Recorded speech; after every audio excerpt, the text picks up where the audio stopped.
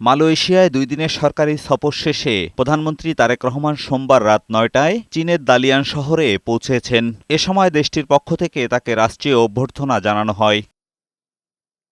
সরকারের দায়িত্ব গ্রহণের পর এটি তারেক রহমানের প্রথম চীন সফর। World economy forum summer Davos সম্মেলনে যোগ দিতে এবং চীনের শীর্ষ নেতাদের সাথে দ্বিপাক্ষিক বৈঠক করতে 4 দিনের এই রাষ্ট্রীয় সফরে রয়েছেন তিনি।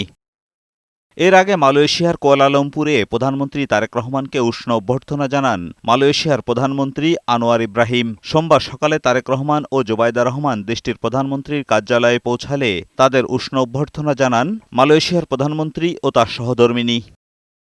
এরপর তারেক রহমান ও জোবাইদা রহমানকে মালয়েশিয়ার সশস্ত্র বাহিনীর একটি দল গার্ড অব অনার প্রদান করেন। এ সময় দুই দেশের জাতীয় সঙ্গীত পরিবেশন করা হয়।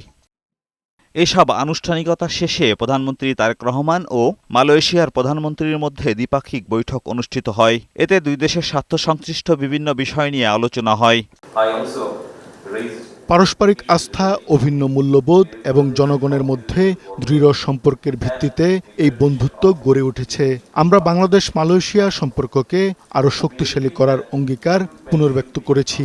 যৌথ কমিশন বৈঠক এবং দুই দেশের পররাষ্ট্র মন্ত্রণালয়ের মধ্যে দ্বিপক্ষীয় পরামর্শ প্রক্রিয়া সহ বিদ্যমান কাঠামোর মাধ্যমে সম্পৃক্ততা বাড়ানোর বিষয়ে আমরা একমত হয়েছি এবং দুই দেশের মুক্ত বাণিজ্য চুক্তি নিয়ে আলোচনাকে এগিয়ে নেওয়ার সিদ্ধান্ত নিয়েছি। তারেক রহমান আরও বেশি বাংলাদেশি শ্রমিক নিয়োগের বিষয়টি বিবেচনার জন্য মালয়েশিয়ার প্রধানমন্ত্রীর প্রতি আহ্বান জানান। আরও বেশি বাংলাদেশি কর্মী নিয়োগ এবং দ্রুত শ্রমবাজার উন্মুক্ত করার বিষয়টি বিবেচনার অনুরোধ জানাচ্ছি। পাশাপাশি অনিয়মিত শ্রমিকদের বৈধকরণ এবং আটক বাংলাদেশিদের সম্ভাব্য প্রত্যাবাসনের বিষয়টিও বিবেচনার আহ্বান জানাই। আমরা একমত হয়েছি যে শ্রমিক নিয়োগ প্রক্রিয়া হতে হবে স্বচ্ছ, ন্যায্য ও সাশ্রয়ী, যাতে মধ্যস্বত্বভোগীদের ভূমিকা কমে এবং শ্রমিকদের ব্যয় হ্রাস পায়।